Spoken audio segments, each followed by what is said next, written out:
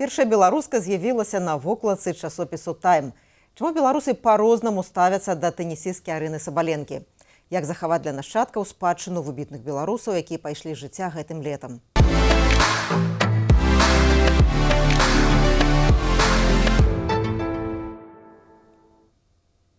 Добрый дзень, тут Ганна Соўць, гэта «Пік свабоды». Мы падсумоўваем падзеі гэтага тыдня з палітычным аглядальнікам інфармацыйнага агенцтва «Позірк» Александром Класкоўскім. Пазней у нашым эфіры інтэрв'ю з новай кіраўніцай місіі дэмакратычных сілаў ва ўкраіне Ольгай Зазулінскай і выканаўца абавязкаў прадстаўніцы аб'яднанага пераходнага кабінету ў сацыяльных пытаннях Юлія Міцкевіч. Александр Класкоўскі ўжо з намі на відэасувязі. Добрый дзень. Добрый день. Арына Сабаленка стала першай беларускай жанчынай на вокладцы амерыканскага часопісу «Тайм». У інтэрв'ю яна распавяла пра сваю кар'еру, пра асабістае жыццё, заявіла, што не падтрымлівае вайну, хоча міру, а на пытанне пра падтрымку Лукашэнкі адказала, што не хоча пра гэта гаварыць. Спадар Александр, а як вы мяркуеце, это падстава для гонару, што першая беларуска на вокладцы «Тайм»? Ці гэта падстава для вас ганарыцца?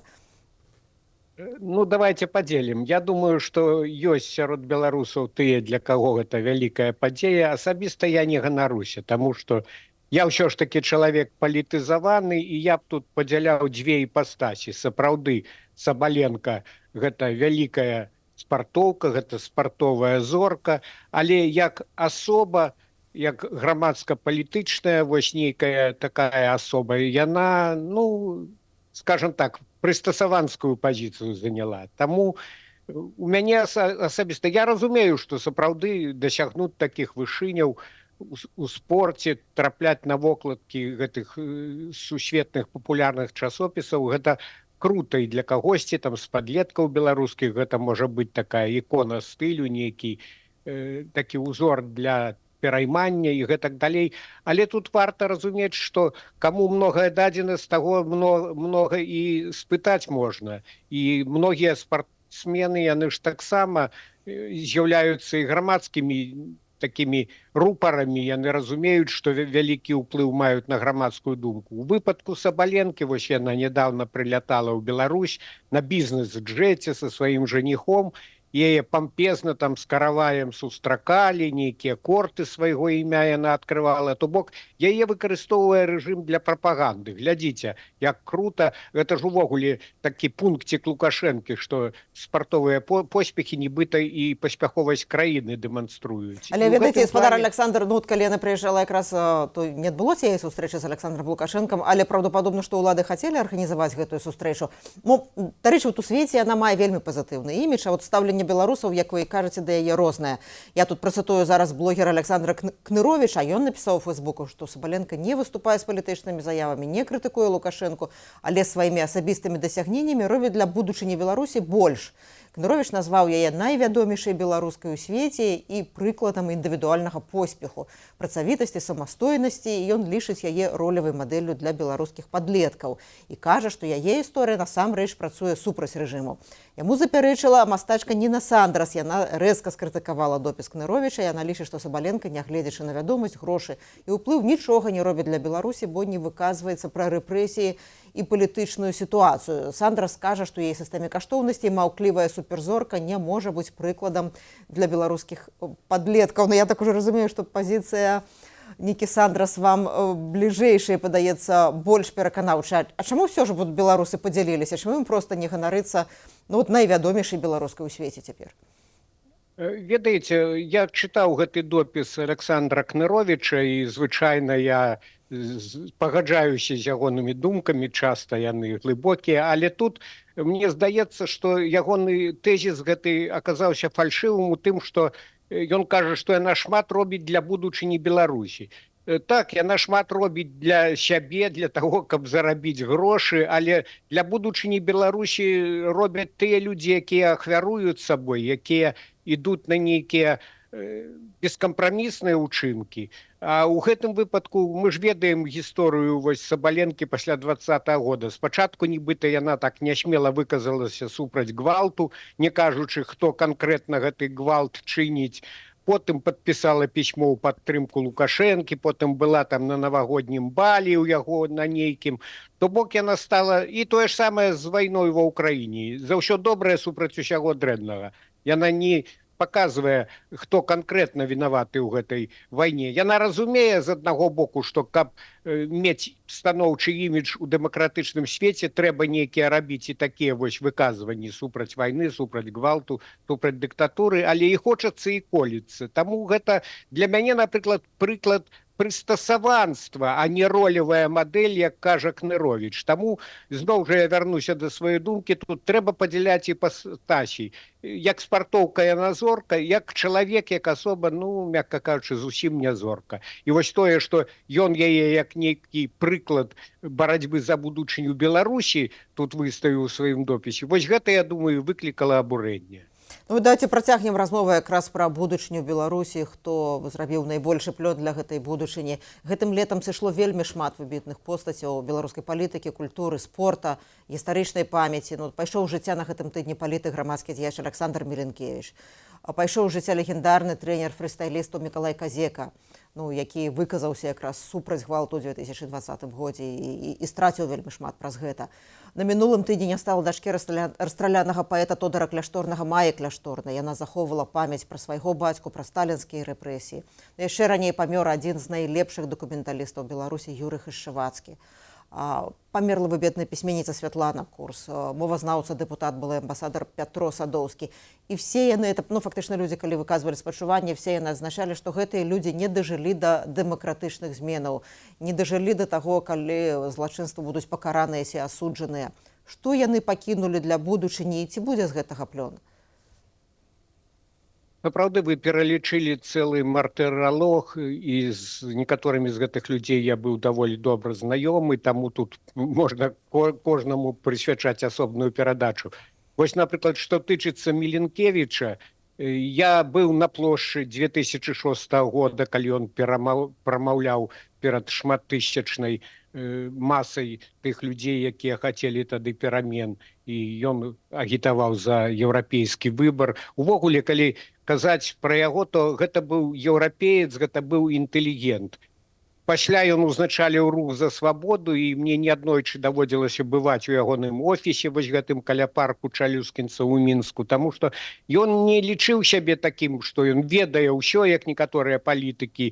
Ён быў не аматарам звонкіх лозунгаў і раіўся з аналітыкамі. Вось кажа, напрыклад, мне там трэба ў Брусэль чарговы раз, што вы параеце сказаць пра беларускую праблематыку. То бок ён прыслухоўваўся да экспертнага меркавання, быў чалавекам мяккім, неканфліктным, і разам з тым у яго быў цвёрды стрыжань, у яго была беларускасць.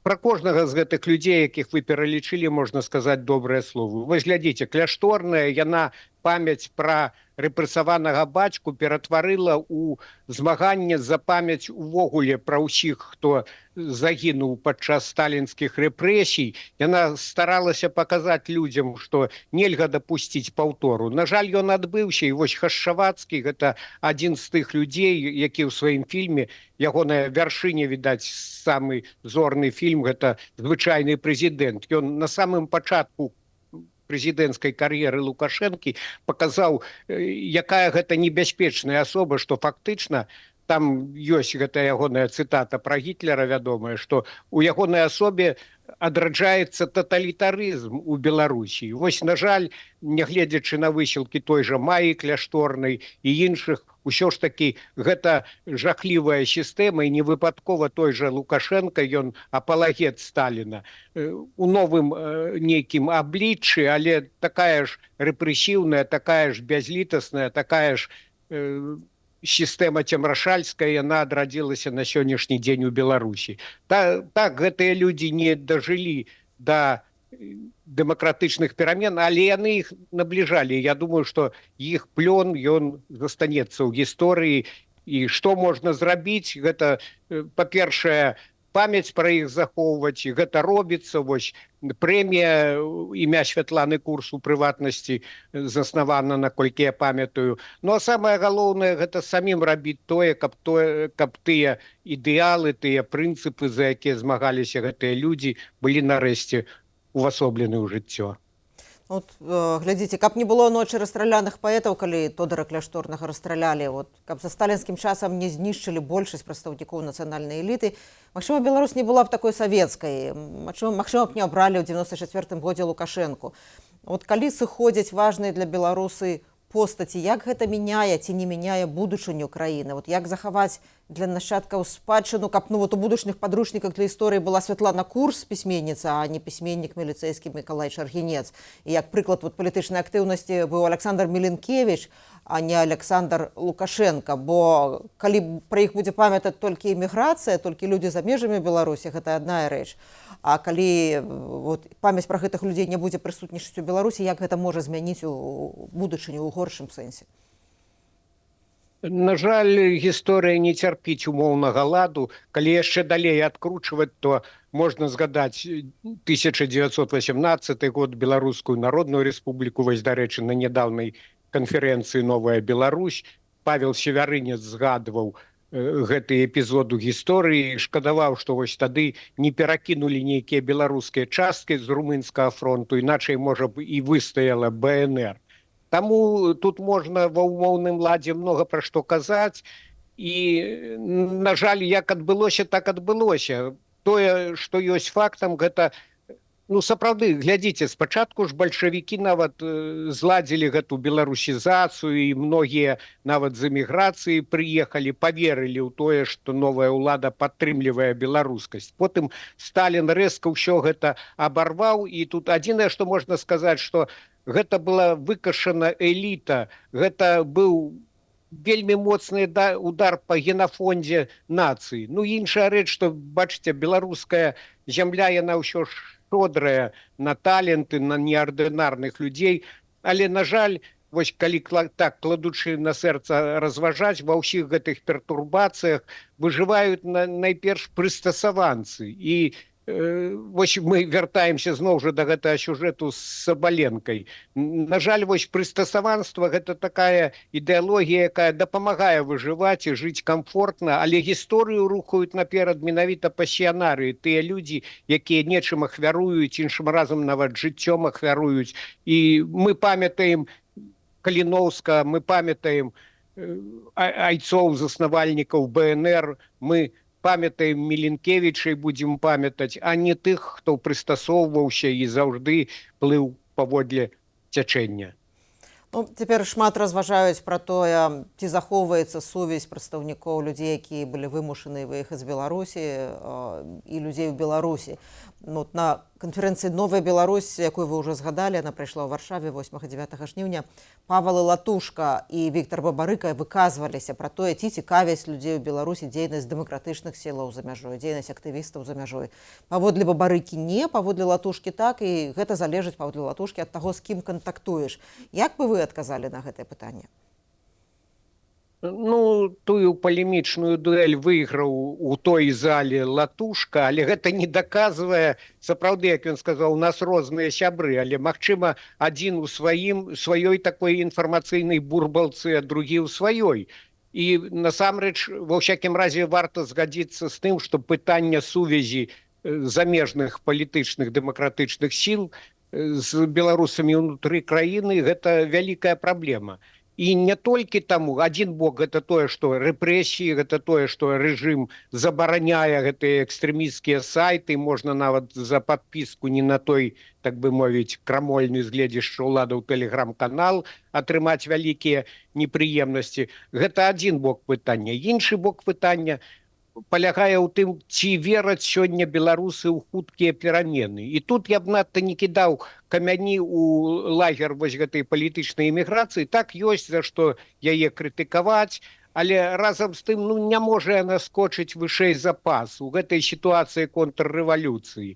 І людзі ў Беларусі ўжо не тыя, калі ў 20-м годзе многія там некаторыя скептыкі называлі іх ружовымі поні, але сапраўды тады вялікая маса людзей упершыню далучылася да палітыкі, яны былі шмат у чым наіўныя, той жа лозунг Бабарыкі гучаў, што калі мы набярэм там 80%, то ўлада не наважыцца фальсіфікаваць выбары. Усё гэта было даволі наіўна, романтычна і гэтак далей. Сёння ўжо гэтай романтыкі няма, гэта ўжо бітыя людзі. І сапраўды няма ў гісторыі прыкладаў, калі падчас вось контррэвалюцыі, падчас рэакцыі нейкія былі б усплёскі рэвалюцыйных выступаў. Павінна выспець новая рэвалюцыйная сітуацыя, калі ўжо казаць гэтай тэрміналогіі. Патрэбен час, таму трэба старацца мацаваць сувязі. Тут трэба аддаць належнае, што дэмакратычныя сілы надаюць шмат увагі медыйнай працы, падтрымцы незалежных медыяў, таму што, нягледзячы на ўсе блакіроўкі, ёсць спосабы атрымліваць сёння незалежную інфармацыю. Трэба рыхтаваць падмурак для тых перамен, і тут важна, сёння ўсё адно, як ні старайся, выбары ў каардынацыйную раду не будуць галоўным пытаннем для беларусаў не толькі ўнутры краіны, але і для тых, хто в эміграцыі, таму што ім трэба таксама найперш выжываць часта ў вельмі неспрыяльных умовах. Але тут важна, каб апазіцыя, каб дэмакратычныя сілы захавалі свой маральны аўтарытэт. Калі прыйдзе вось гэта акно магчымасцяў, пра якое шмат гаварылася на гэтай вось канферэнцыі, то каб менавіта іх напрацоўкі і вось гэтыя асобы, якія працягваюць дэмакратычную лінію, каб яны былі запатрабаваныя. Аналітык «Свабоды» Валер Карбалевіч разважаў на гэтым тыдні у сваёй калонцы на «Свабодзе» пра грамадскую незапатрабаванасць многіх палітыкаў, актывістаў, як у Віктара Бабарыкі цяпер, як у Александра Меленкевіча раней. Пісаў, што гэта драма больш, чым аднаго пакалення таленавітых людзей, якія маглі б прынесці карысць Беларусі. Паводле вас, што насамрэч цяпер запатрабавана беларускім грамадствам у Беларусі, па-за яе межамі?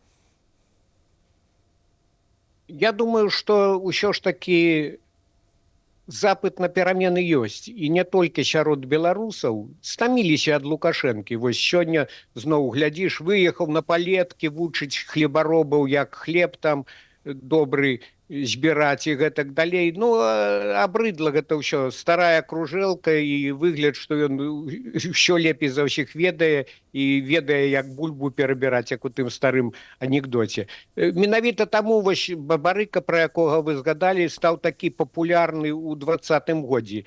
Ён не дайшоў да рэгістрацыі, яго арыштавалі менавіта таму, што ён сабраў хутка вялікую каманду і каласальную для Беларусі колькасць подпісаў, там, здаецца, 500 ці 600 тысячаў.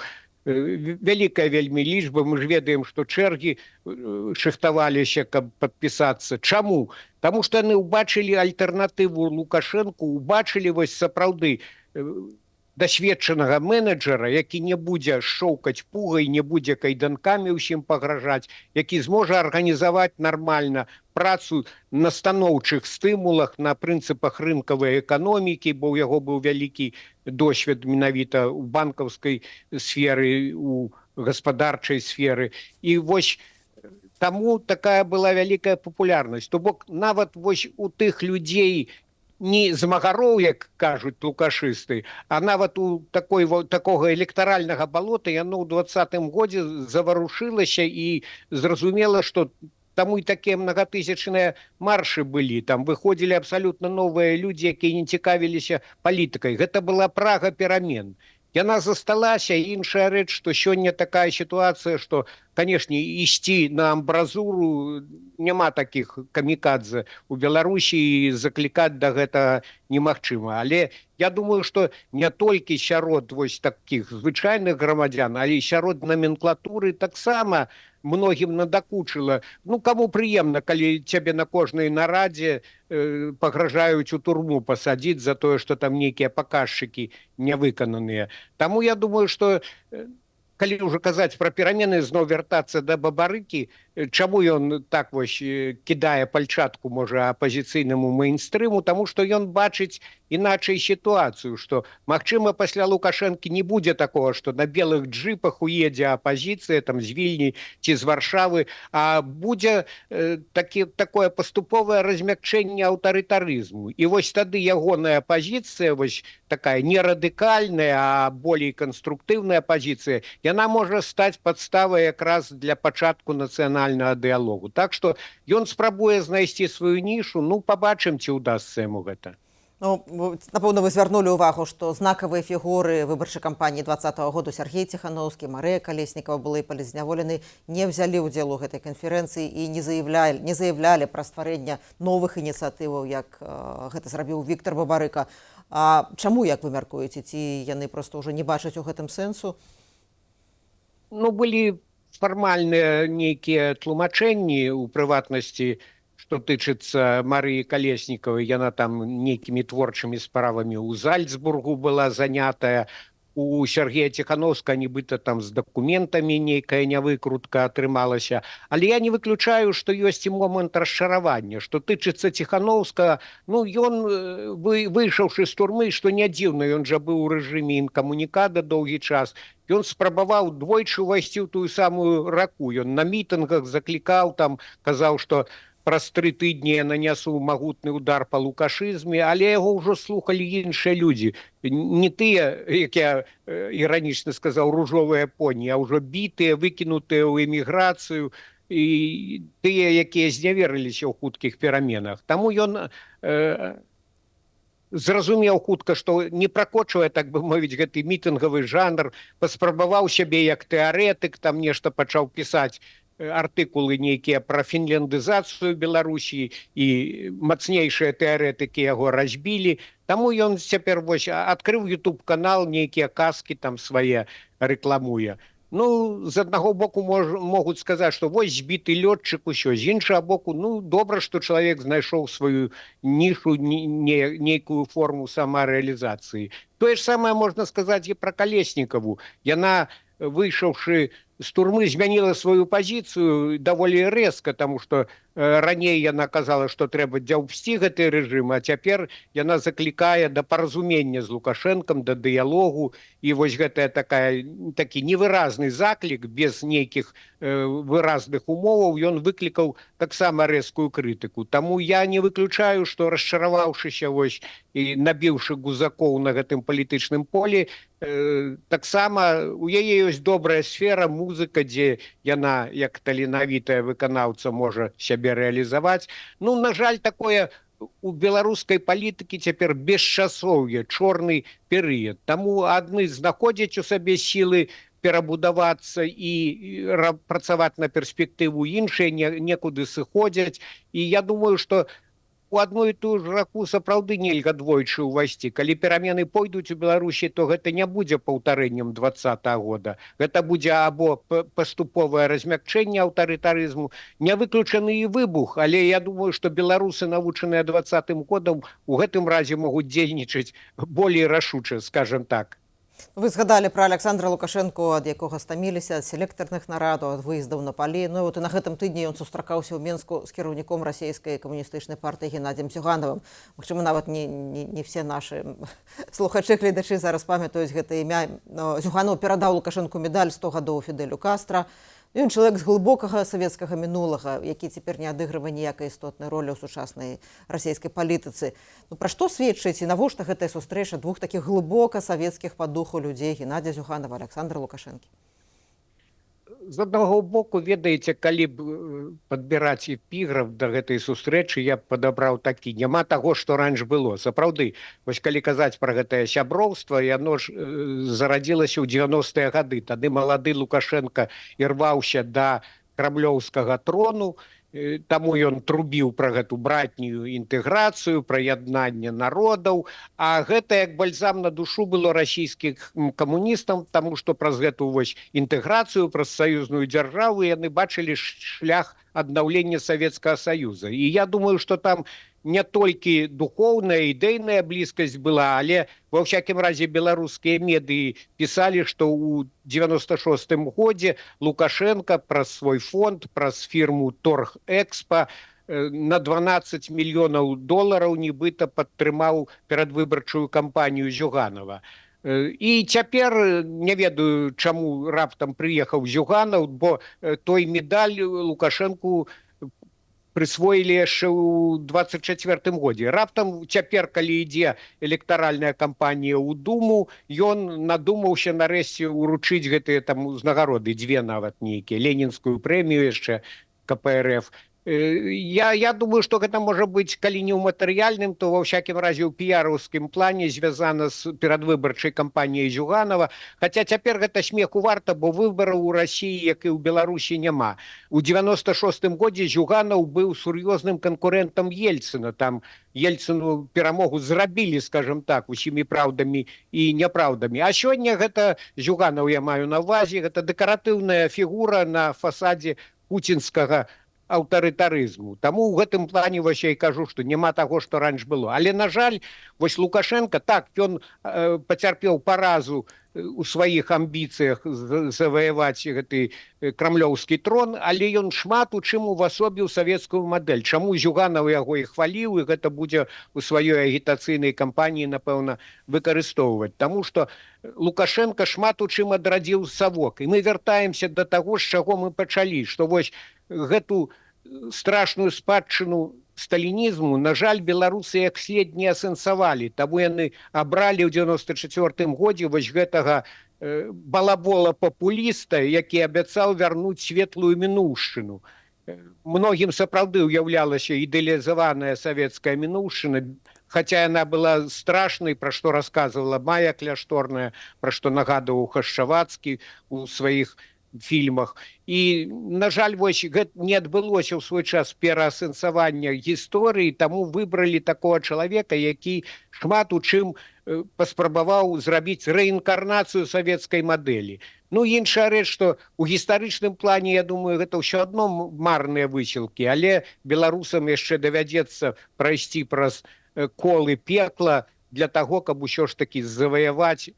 20-й год показаў, што нацыя вырасла, але і дыктатура яна стала мацнейшай, стала болей агрэсіўнай, стала болей бязлітаснай. Таму гэтая барацьба будзе працягвацца, і ўсё ж такі я застаюся ў гэтым плане аптымізмам і аптымістам. Я не думаю, што гэта будзе хутка, але я думаю, што ўсё ж такі беларусы заслугоўваюць лепшай будучыні, і гэта вось дэмакратычная еўрапейская будучыня у рэшце рэшт стане рэальнасцю. Спадар Александр, дзякуй вялікі, што прыйшлі да нас у эфір, што падзяліліся вашай экспертызай. Дзякую вам. Гэта быў палітычны аглядальнік інфармацыйнага агенцтва «Позірак» Александр Класкоўскі. З вами Ганна Соусь, гэта «Пік свабоды». Мы падсумоўваем падзеі гэтага тыдня. Стаўце падабайкі, каментуйце, пашырайце гэтае відэо. А зараз пра кадравыя рашэнні, пра які было абвешчана на канферэнцыі «Новая Беларусь» 9 верасня. Місію дэмакратычных сілаў Беларусі ва ўкраіне ўзначаліць Вольга Зазулінская.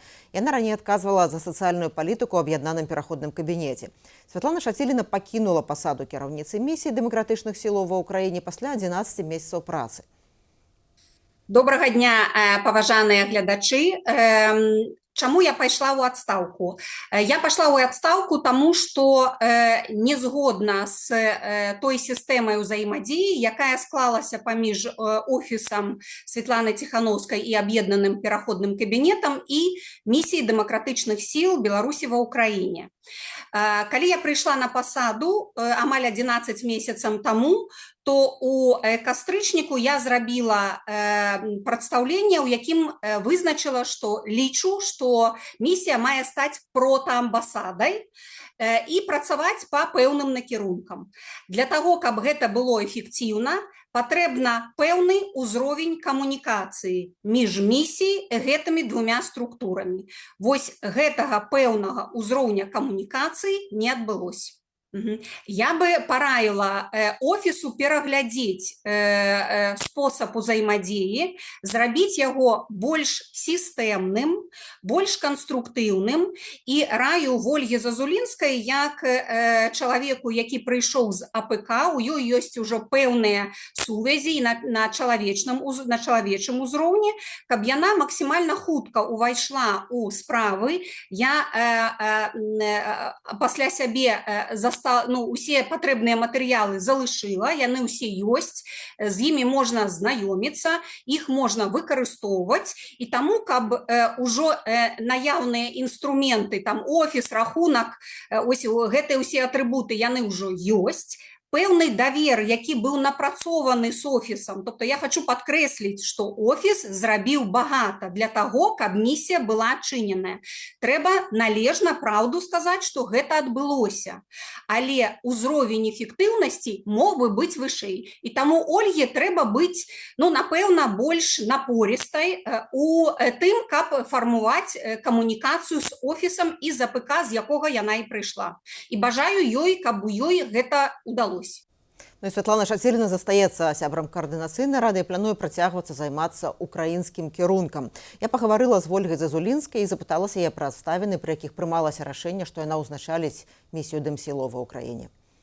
Насамрэч не было ніякіх такіх, ведаеце, працэсаў, типу там, што кулуарна нешта абмяркоўвалі. Просто была ситуация, калі, як я так разумею, была ситуация, что Светлана Шаціліна хотела сысці, ці яна недзе з кімсьці там обсуждала, што яна хоча сысці, і мне просто прапанавалі.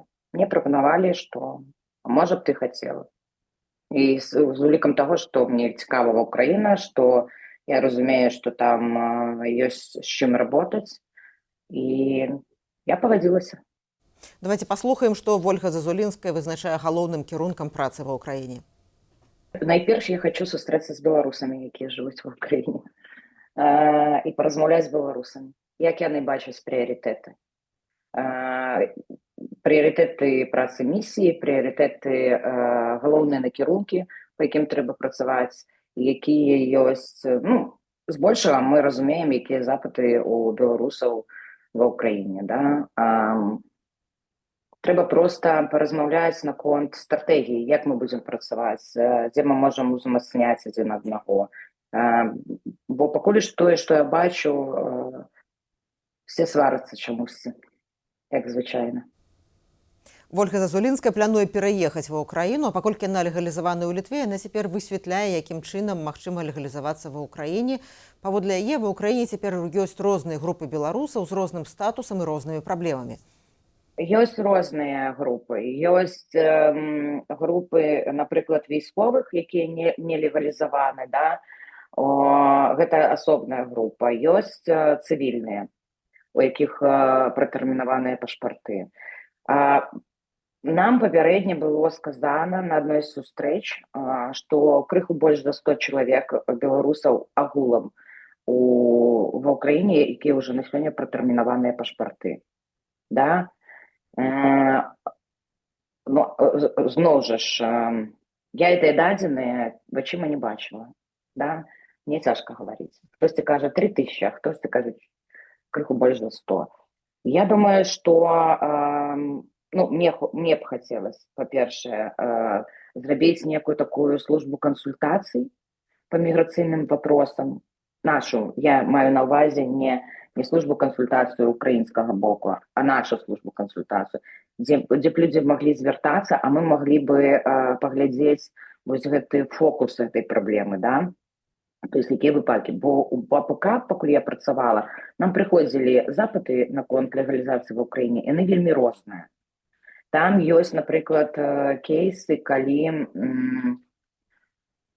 дзіцёнак ва ўзросце 2 год прыехаў з маці ва ўкраіну, быў легалізаваны па ёй, у яе была посвідка для сталага знаходжання ва ўкраіне. Але яму зараз 18, і ён не можа ўжо быць легалізаваны па тым дакументам, па якім раней. І ў яго таксама няма беларускага пашпарта. І што вось у гэтым выпадку рабіць, да? То бок, і ён і паехаць не можа да Беларусі, і там легалізавацца, трэба знайсці нейкі механізм. Таму мне падаецца, што было б вельмі класна адкрыць некую такую службу кансультацый, каб мы маглі размаўляць з беларусамі, каб мы маглі сапраўды паглядзець, якія ў іх праблемы, а не па верхам, не па фейсбукам лозунгі чытаць, а нарэшце сесці і заняцца гэтымі пытаннямі. Ну і сёлета Ольга Зазулінская разам з дарадцам Ціхановскай у юрыдычных пытаннях Леанідам Марозавым у лютым былі тыдзень з візітам у Кіеве, мелі шмат сустрэчаў. Шмат часу правялі ў пункту нязломнасці ў Кіеве, які арганізавала беларуская валянтэрка Алена Жаркевіч. І я запыталася Ольгу Зазулінскую пра яе сталыя кантакты ва ўкраіне, якія яна мае. Я з усімі афіцыйнымі асобамі, інстытуцыямі уже правяла сустрэчы, за всеми сустрэлася, со всеми паразмаўляла. Просто я такі чалавек, я ніколі не буду пра гэта ну, там, расказваць у соцсетках ці рабіць нейкія там інтэрв'ю. Ну, я так не працую. Я люблю працаваць ціха, пакуль не будзе выніка. Вось будзе вынік, які можна паказаць, вось тады ідці ў паблік і распавядаць, што вось ёсць вынік, вось мы зрабілі. І апошняе пытанне да Зазулінскай пра яе спадчыну на пасадзе прадстаўніцы АПК па сацыяльных пытаннях, якую пераймае Юлія Міцкевіч. Я думаю, что, ну да, Юля стала выконваючай абавязки, але ёсць працэдура, чтобы зацвердзіла координацыйная рада. Вось я, напрыклад, калі приходзіла 2 гады таму, я першая праходзіла праз слуханне УКС. Раней такога не было механізму, да? Просто умоўна прызначалі кагосьці в АПК і все. Как бы не было такого, что за тебя голосовали. Таму я не ведаю, як гэтым разам будзе выглядаць працэдура. Юля зараз яна выконваючая абавязкі. Каманда засталася, каманда працуе. Я спадзяюся, і надалей каманда застанецца, будзе працаваць. Я спадзяюся, што можа атрымаецца пашырыць склад каманды, таму што па-ранейшаму няма асобнага чалавека, які б займаўся міграцыйнымі пытаннямі на палітычным узроўні, да? А гэта вельмі такое пытанне, якое сёння паўстае і в Украіне, і в Еўразвязе, і ў ЗША, то бок мы маем патрэбу, каб гэтым накірункам займаўся, ну, скажем так, не адзін аддзел офіса Святланы Ціхановскай, а каб ну, сапраўды была некая каманда моцная, якая можа працаваць у розных краінах. Але пакуль што за тыя 2 гады амаль што была я, не знайшлося такога чалавека, які гатовы час ад часам бескаштоўна, таму што не заўсёды мы атрымліваем заробкі. Вось, працаваць і аддаваць час, у тым ліку як волонтэр. І у нас ёсць, калі па добраахвотнікам у нас займаецца Наста Север, то калі я працавала і закрывала пытанне па палітвязням, можа Юля вырашыць, што яна сама будзе займацца гэтымі пытаннямі, а можа прыйдзе нейкі чалавек, які будзе займацца гэтымі пытаннямі. Я не ведаю. Я хочу, каб яны самі адбудавалі тое, што будуць рабіць далей. Стратэгічна нічога не зменіцца, прыярытэты застаюцца прыярытэтамі, на тое мы і прадстаўніцтва па сацыяльнай палітыцы. У нас ёсць 2 прыярытэтныя групы, это палітвязняволеныя і добраахвотнікі, і ўсе уязвімыя уразлівыя групы згодна класіфікацыі ООН. Так што будуць працаваць. Я спадзяюся, што будзе лепш, чым было. Гэта была новая кіраўніца місіі дэмакратычных сілаў Беларусі ва ўкраіне Ольга Зазулінская. Як сказаў у Свабодзе Яраслаў Чарнагор, украінскі амбасадар у асаблівых даручэннях для супрацы з беларускімі дэмакратычнымі сіламі, гэта справа дэмакратычных сілаў Беларусі, прызначэння свайго прадстаўніка і вызначэння напрамкаў яго працы. Паводле Чарнагора, украінскі бок ухваляе крокі, якія робяць дэмакратычныя сілы Беларусі ў дачыненні да ўкраіны і спрыяе супрацоўніцтву з імі дзеля перамогі над расійскім агрэсарам. Гэта канец цытаты. Як я ўжо казала, за сацыяльную палітыку АПК цяпер будзе адказваць Юлія Міцкевіч, якая была намесніцай Ольгі Зазулінскай, адказвала за гендерныя пытанні. У інтэрв'ю «Піку свабоды» Юлія Міцкевіч расказала, ці будзе адрознівацца праца пад яе кіраўніцтвам ад таго, што было раней.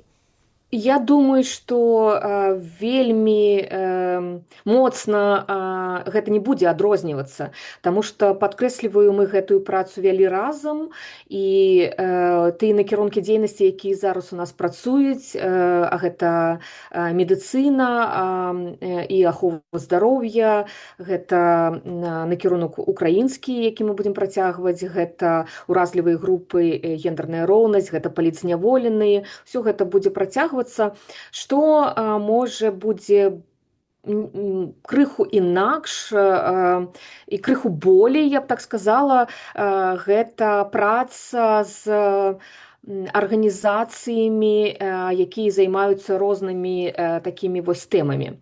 І тут я хочу адзначыць, што накшталт на канферэнцыі «Новай Беларусі», якая адбылася вось на гэтых днях, Ужо да мяне, ведаючы пра тое, што я буду займаць гэтую пасаду, падыходзілі людзі і прапаноўвалі розныя накірункі дзейнасці. І гэта вельмі файна. Ну так, нарэшце у нас з'явіўся валантэр, які будзе займацца больш пытаннямі ЛГБТК+, і сувязю з квір-арганізацыямі, якія з гэтым працуюць. І вось да мяне падышла моя ранейшая калежанка і прапанавала працаваць і ўзяць на сябе накірунак працы для жанчын 40-45+, якія ў міграцыі маюць вельмі вялікі прафесійны досвед, кампетэнцыі, экспертызу, але вымушаны, напрыклад, працаваць па розных там акалічнасцях дзесьці, ну не ведаю, там у Жабцы-Бідронцы ці у Ікі, у Вільні, таму што яны не ведаюць, як вось гэтую сваю накопленую экспертызу ў Беларусі прымяняць у эміграцыі. І гэта вельмі файны такі накірунак, з якім мы будзем працаваць больш шчыльна. Таксама мы будзем працаваць з прафсаюзамі, з рабочым рухам. Я заўсёды амбасадарка працоўных пытанняў нейкіх, таму што я сама з працоўнай сям'і з горада Новаполацка, і гэта мой бэкграунд з горада, як любіць жартаваць, з адной вуліцай маладзёжнай і адным заводам «Нафтан».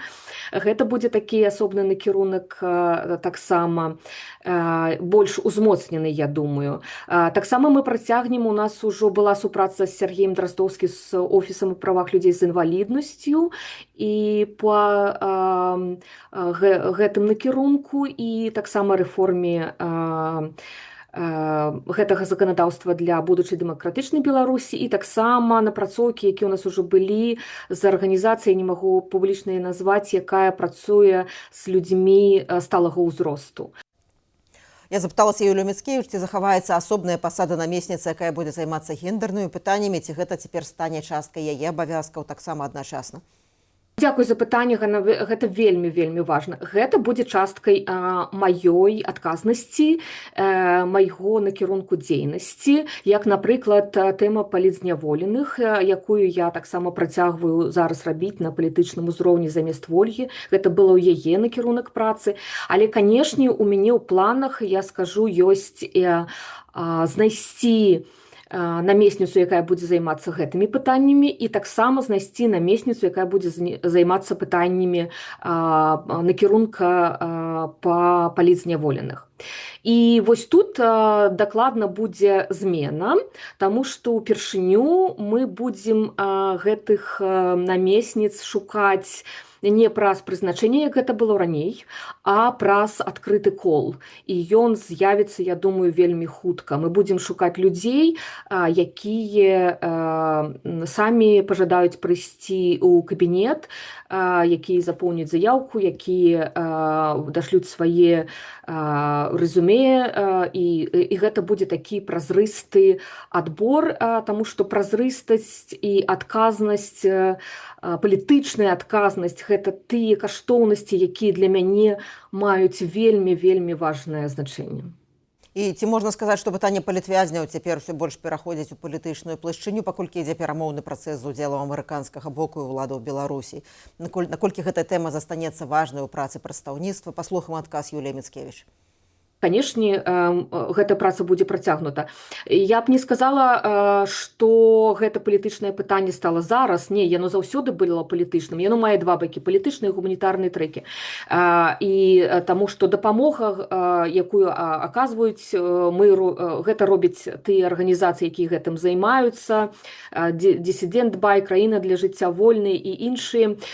І мы з імі працуем у супрацы, і гэта таксама такі вопыт і тое, што мне перадала Вольга, і я буду гэта працягваць.